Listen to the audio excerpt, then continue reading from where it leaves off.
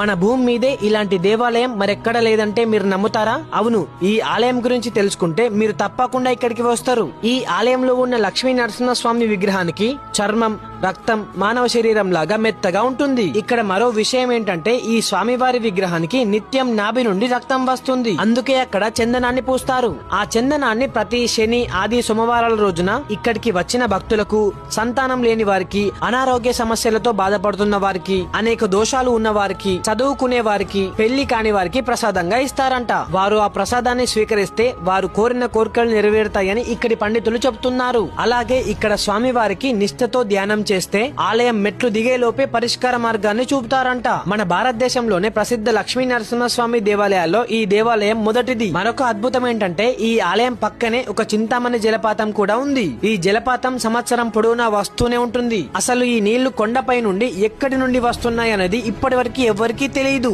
మీరు కూడా తప్పకుండా ఇక్కడికి వెళ్లి ఈ ఆలయాన్ని దర్శించుకోండి. ఇంతకీ ఈ ఆలయం ఎక్కడుందంటే మన తెలంగాణలోని వరంగల్ డిస్ట్రిక్ట్ కి 126 కిలోమీటర్స్ దూరంలో, హైదరాబాద్ కి 275 కిలోమీటర్స్ దూరంలో, భద్రాచలం కి 80 కిలోమీటర్స్ దూరంలో, ములుగు డిస్ట్రిక్ట్ కి 70 కిలోమీటర్స్ దూరం